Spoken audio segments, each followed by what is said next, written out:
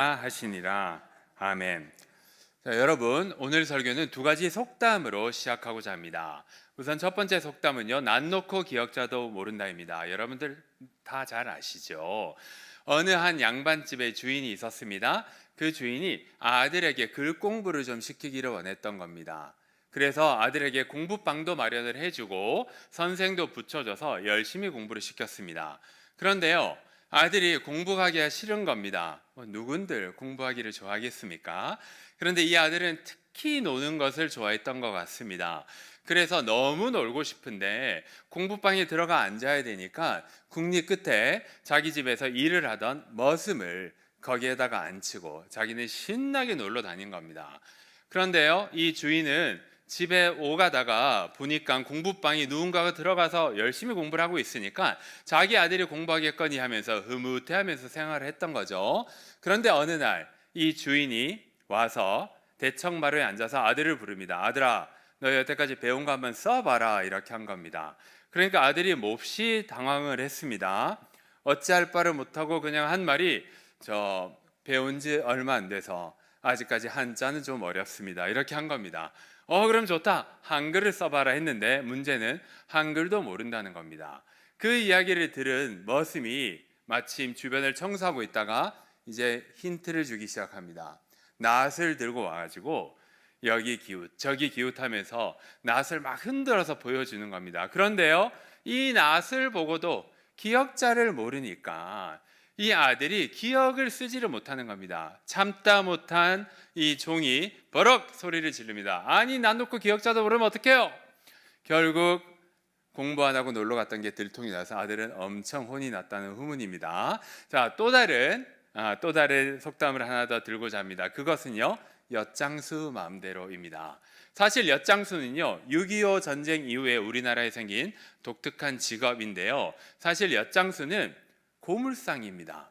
그래서 리어카에다가 엿을 가득 싣고 다니면서 동네마다 돌아다니면서 집에서 쓰지 않던 고물을 수거하던 분이었습니다. 그래서 아이들은요, 엿장수가 동네에 등장을 하면 집에서 잘 쓰지 않던 쇠붙이라든지 빈 병이라든지 고무신이라든지 이런 걸 들고 가서 엿을 바꿔 먹었던 거죠. 그런데요, 이 엿을 몇 개를 바꿔줄지는 그야말로 엿장수 마음대로라는 겁니다. 물건의 가치를 결정하는 건요, 엿의 주인, 바로 이 엿장수에게 있었다는 거예요. 그래서 어느 날은 신발 한 짝을 갖다 줘도 엿을 하나만 받는데, 다른 날은 신발 한 짝만 갖다 줘도 엿을 여러 개 받을 수도 있다는 겁니다. 제가 왜 이런 말씀을 드릴까요? 오늘 이 두 가지 속담이요, 오늘 본문과 좀 연관이 있기 때문에 그렇습니다. 오늘 본문인 마가복음 4장은요, 대단히 중요한 본문입니다. 왜냐하면 예수님께서 제자들에게 처음으로 하나님 나라의 원리를 본격적으로 가르친 본문이기 때문에 그렇습니다. 예수님은요, 마가복음 3장에서 제자들을 선택을 하시고 오늘 본문인 마가복음 4장 3절부터 본격적으로 하나님 나라의 원리를 가르치시면서 제자 훈련을 시작을 하십니다. 대략 8장 21절까지는 갈릴리 인근에서 제자 훈련을 하시고, 그리고 8장 22절부터 10장 52절까지는 갈릴리에서 예루살렘으로 이동하시면서 마저 제자 훈련을 시키십니다. 그렇기 때문에 어떻게 보면 오늘 이 본문은 매우 중요한 겁니다. 대학생으로 따지면 1학년 첫 번째 학기 첫 번째 주 첫 번째 수업 시간이라고 생각을 하시면 됩니다. 자, 그렇다면 이 예수님께서 하나님 나라의 원리를 오늘 본문에서 어떻게 가르치실까요? 두 가지를 가르치십니다. 우선 첫 번째 가르침은요, 듣는다고 다 듣는 게 아니라는 겁니다. 이게 무슨 말입니까? 하나님 나라의 이 복음을 듣는다고 해서 모두 다 구원함을 얻는 것이 아니고, 듣는 사람 중에 일부만, 그들 중에서 구원의 원리를 잘 깨달아 이해하는 사람에게만 구원의 은혜가 있는다는 겁니다. 마치 이 주인집 아들이요, 낫을 보고도 이게 기역자인지 모르는 것처럼 이 복음의 진리를 듣고도 이 말씀이 진리인 것을 모르는 사람에게는 구원의 은혜가 주어지지 않는 겁니다. 그렇다면 하나님께서는 왜 굳이 단순히 듣는 방법이 아니라 깨달아 아는 사람에게만 구원의 은혜를 허락해 주셨을까요? 그야말로 엿장수 마음대로이기 때문에 그렇습니다. 바로 하나님께서 구원 역사를 주관하시는 분이기 때문에 하나님께서 그러한 법칙과 룰을 정하시고 우리에게 구원의 은혜를 베풀어 주고 계십니다. 저도 어떤 면에서는 되게 안타깝습니다. 그렇지만 어쩔 수가 없는 겁니다. 이는요, 하나님의 고유 권한이고 그리고 하나님의 어떤 뜻이기 때문에 그렇습니다. 조금 더 구체적으로 본문의 내용을 살펴보겠습니다. 오늘 본문은요, 씨 뿌리는 비유라고 부릅니다. 신앙생활을 좀 하신 분들은요, 이 본문과 관련해서 많은 설교를 들으셨을 줄로 압니다. 이 씨 뿌리는 비유에는요, 세 가지 중요한 소재가 나옵니다. 우선은요, 씨를 뿌리는 사람, 농부가 나오고요. 두 번째는 씨가 나오고 세 번째는 밭이 나옵니다. 씨 뿌리는 사람 농부는요, 하나님이시고 그리고 씨는요, 예수 그리스도의 복음입니다. 그리고 밭은요, 네 종류의 사람의 마음 상태를 이야기를 합니다. 이 씨 뿌리는 비유의 결론은 결국 무엇일까요? 결국 이 네 가지 밭 중에서 오직 좋은 밭에 떨어진 씨만이 뿌리를 내리고 줄기를 내서 열매를 맺고 능력이 있는 하나님 나라의 제자가 된다는 겁니다. 자, 사랑하는 성도 여러분, 앞서도 말씀드렸지만요, 참 안타깝게도 복음의 말씀을 듣는다고 해서 모두가 다 구원함을 얻지는 못합니다.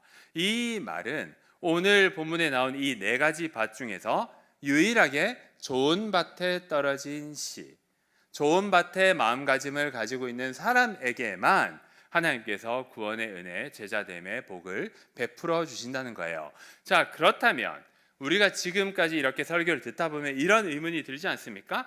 아니, 하나님께서 원하고 선택한 사람에게 구원의 은혜를 베풀어 주신다면, 하나님께서 원하는 사람에게만 좋은 밭을 허락해 주신다면, 우리 그냥 아무것도 안 하고 있어도 되지 않을까요?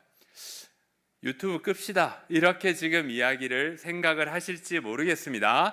유튜브 끄지 마시고 그리고 계속해서 한번 들어보십시오. 왜 그렇습니까? 오늘 본문은요, 하나님께서 좋은 밭을 선택해서 주시는 거 맞습니다. 그런 만큼이나 우리 인간의 반응도 중요하게 생각하기 때문에 그렇습니다. 그러면 우리는 어떻게 해야 됩니까?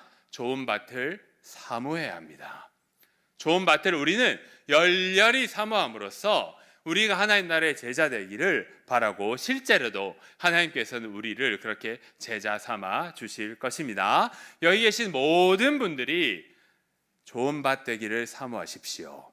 바로 그러한 삶을 사시기를 간절히 소망합니다. 자, 우리 첫 번째 대지 같이 한번 읽어보겠습니다. 시작. 자, 우리는요, 어떻게 하면 좋은 밭이 될 수가 있을까요?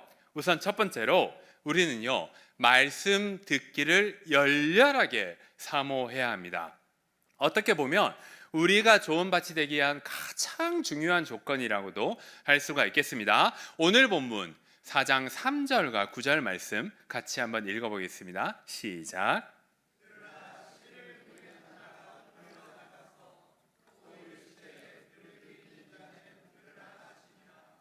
자, 3절과 9절은요, 본문의 시작과 끝입니다. 그러니까 씨 뿌리는 비유는요, 3절에 들으라로 시작을 해서 9절에 들으라로 마칩니다. 그런데 3절에 들으라와 9절에 들으라는요, 모두 부드러운 권면이 아니고 명령입니다. 바로 예수님은요, 하나님 나라의 복음을 가르치시면서 그 자체를 뭐라고 명령을 하신다고요? 들으십시오라고 먼저 명령을 하는 겁니다. 이게 무슨 말입니까? 하나님 나라의 복음은요, 우선 듣는 것이 매우 중요하다는 겁니다.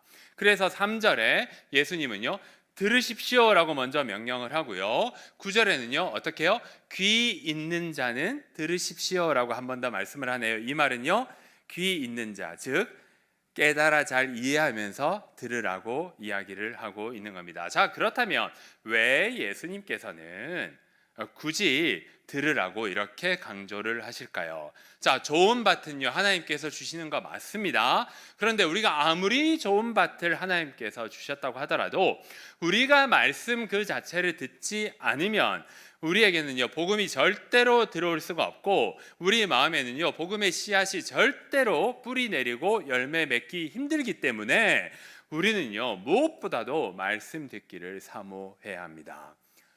오늘 본문 말씀 말고요, 이 로마서 10장에 보면 또 이러한 본문이 잘 나와 있습니다. 우리 같이 한번 읽어보겠습니다. 시작.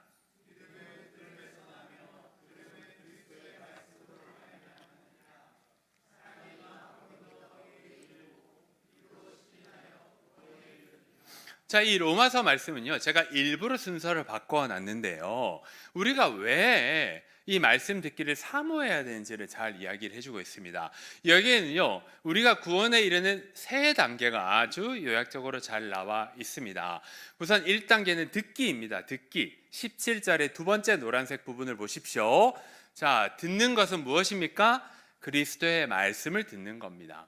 바로 그리스도의 말씀을 듣는 것이 우리의 구원의 첫 번째 단계입니다. 바로 이 첫 번째 단계를 통과를 하지 못하면 우리는 절대로 구원에 이를 수가 없습니다. 자, 두 번째 단계입니다. 17절 첫 번째 노란색 부분 보십시오. 우리가 그리스도의 말씀을 듣게 되면 우리에게는 무엇이 생깁니까? 믿음이 생깁니다. 17절 첫 번째 부분 믿음이 생기고요. 그리고 10절을 보십시오. 우리가 그리스도의 말씀을 듣습니다. 그리고 믿음이 생깁니다. 그러면 믿음이 생긴 자는 어떻게 됩니까? 의에 이르고 더 나아가서 구원을 받게 된다는 겁니다. 한마디로 우리가 믿음이 생기게 되면 우리는요, 마음으로 먼저 의인이 되고요, 입으로 시인해서 구원에 이른다는 겁니다. 입으로 시인한다는 말은 이런 공적인 예배당에서 여러 증인들과 회중 앞에서 우리의 신앙을 고백한다는 뜻입니다. 그래서 이 로마서 10장에서 우리가 강조하고자 하는 바, 그리고 오늘 본문 4장 3절과 9절에 있는 바를 종합을 해보면 어떻습니까? 우리는요, 무엇보다도 말씀 듣는 것 자체를 사모해야만 우리의 마음 가운데 믿음이 생길 수가 있고 더 나아가서 구원의 은혜를 얻을 수가 있다는 겁니다. 그래서 우리는요, 무엇보다도 말씀 듣기를 사모해야 합니다. 말씀 듣기를 사모해야만 하는 또 다른 이유가 있습니다. 오늘 본문 4절 말씀인데요, 같이 한번 읽어보겠습니다. 시작. 자, 4절은요, 네 가지 밭 중에서 첫 번째 밭, 길가 밭이 나옵니다. 이 길가는요, 오해하지 마십시오. 오늘날의 논밭 옆에 있는 아스팔트 길이 전혀 아닙니다. 오늘날에 우리나라의 논농사를 짓는 지역이나 밭농사를 짓는 지역에 가보면 농부들이 다니는 길이 명확하게 구분이 되어 있습니다. 그런데 고대 근동 지방은 그런 구분이 전혀 없었습니다. 그래서 겉으로 볼 때는요, 이 여기에 나와 있는 네 가지 밭들이요, 다 똑같아 보입니다.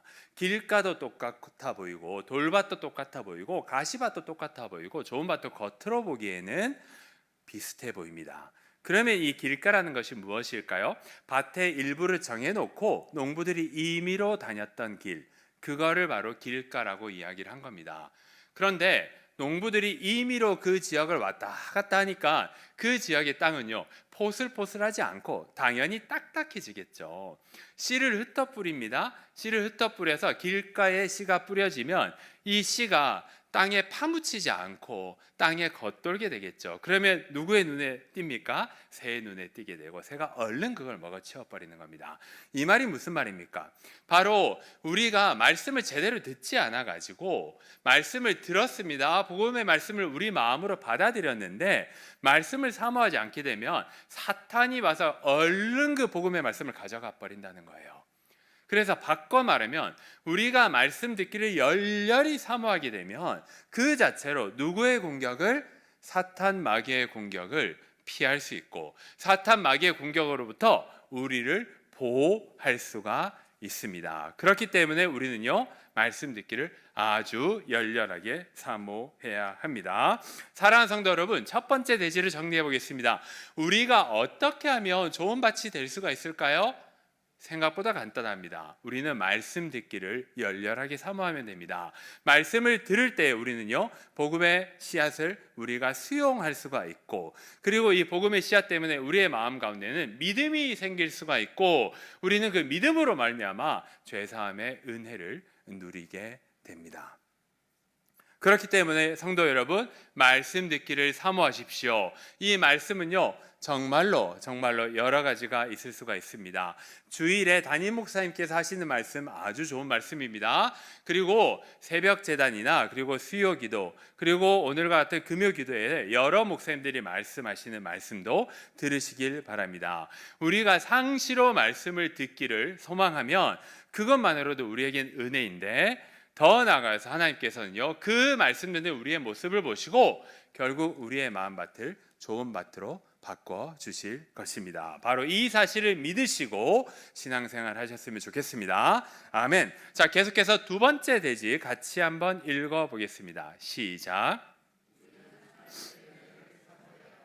네, 우리는요, 동시에 하나님의 은혜를 간절하게 사모해야 됩니다. 하나님의 은혜를 간절하게 사모해야만 우리는 좋은 밭이 될 수가 있기 때문에 그렇습니다.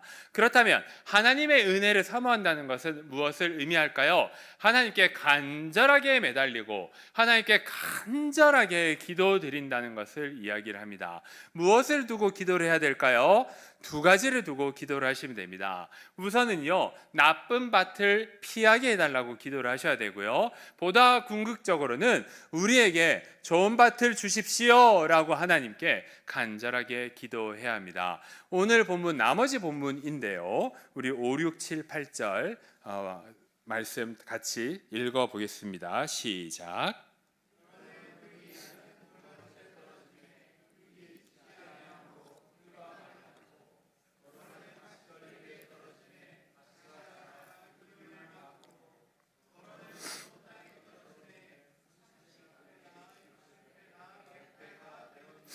네, 아멘. 자, 우리가 좋은 밭이 되기 위해서는 어떻게 해야 되나요? 하나님의 은혜를 구해야 되는데요, 우선은요, 돌밭을 피해야 합니다. 오늘 본문 5절 6절에 잘 나와 있습니다. 자, 이 돌밭이라는 게 무엇입니까? 방금 말씀드렸지만 이 돌밭도요, 겉으로 보면 좋은 밭과 별로 차이가 없습니다. 그러니까 돌밭 위에 흙이 얕게 쌓여 있는 밭, 그것을 바로 돌밭이라고 하는 거예요. 고대 근동지방, 특히 이스라엘의 땅은요, 돌밭이 많기 때문에 어느 땅에 농사를 짓더라도 일부는요, 흙 바로 밑에 돌이 쫙 깔려 있었던 거예요. 거기에 씨앗이 뿌려지면 어떻게 됩니까? 일단 뿌리는 내립니다. 그런데 돌 때문에 뿌리가 조금만 내리고 멈추게 됩니다. 그러고 이스라엘은 매우 덥습니다. 그 장렬하는 태양이 내려찌게 되면 바로 그 얕은 뿌리 때문에 그 식물이 금방 타버린다는 거예요. 그래서 이것이 무엇을 의미하냐? 바로 믿음 생활을 하고 있는 사람이 있습니다. 믿음의 뿌리가 내렸습니다. 그런데 이 세상이 주는 고난이 너무 세기 때문에 고난이 닥칠 때 믿음의 바닥이 그대로 드러나 버리는 겁니다.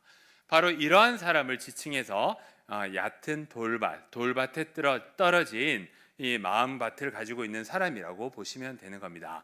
자, 그러면 우리의 마음밭이 지금 돌밭이라고 생각을 하면 어떻습니까? 혹은 우리의 배우자나 우리의 자녀나 혹은 우리가 소중하게 여기는 주변의 모든 사람들이 어떤 고난 때문에 지금 신앙의 상태가 바닥이거나 혹은 교회를 잠깐 떠났다면 우리는 어떻게 해야 될까요? 무엇보다도 하나님께 은혜를 구해야 되는 겁니다.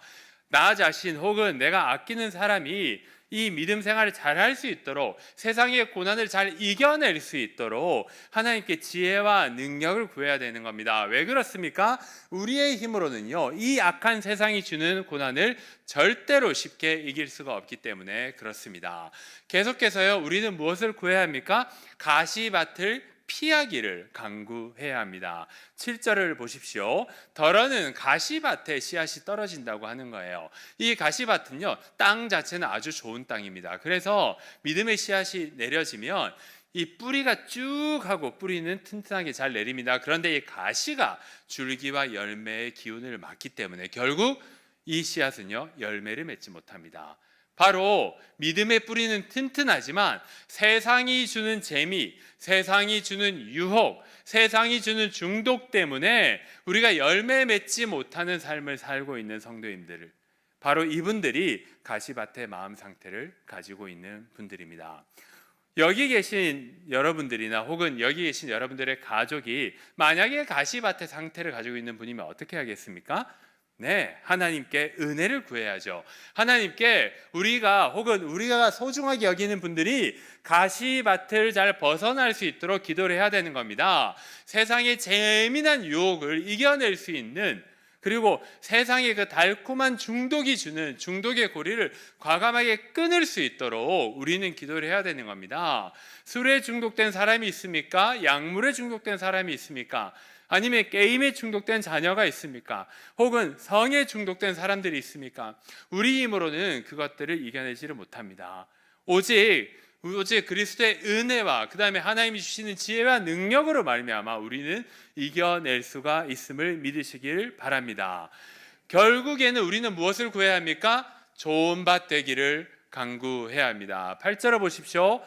더러는요, 일부는 결국 좋은 밭에 떨어져서 30배, 60배, 100배의 열매를 맺는다고 언급하고 있습니다. 이것이 무엇입니까? 바로 우리가 좋은 밭 되기를 사모해서 하나님께서 우리에게 좋은 밭을 주시고 우리가 말씀 듣기를 사모하게 된다면 결국 하나님은 이 부족한 우리를 통해서 하나님 나라의 열매를 풍성하게 맺는다는 겁니다.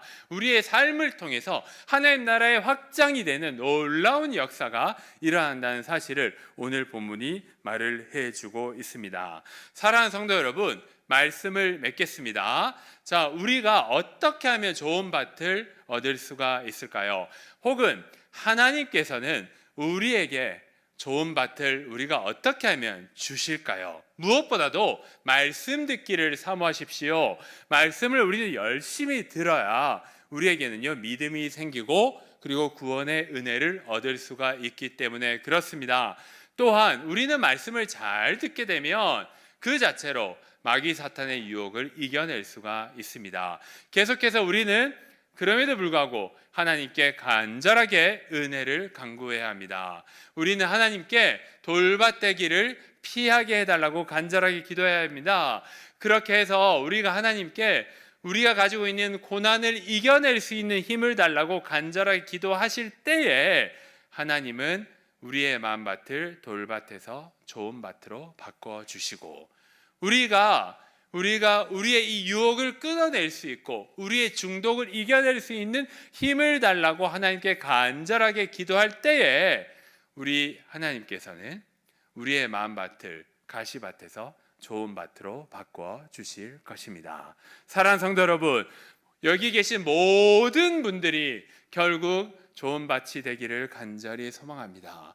우리가 가지고 있는 능력, 이런 것들이 중요한 것이 아닙니다. 우리가 말씀을 열렬하게 듣기를 사모하고 그리고 하나님께 간절하게 매달린다면 어느 누구라도 우리는 하나님 나라의 확장의 도구가 될 것입니다. 30배, 60배, 100배의 결실을 맺는 제자가 되시기를 간절히 소망합니다. 아멘. 우리 다 함께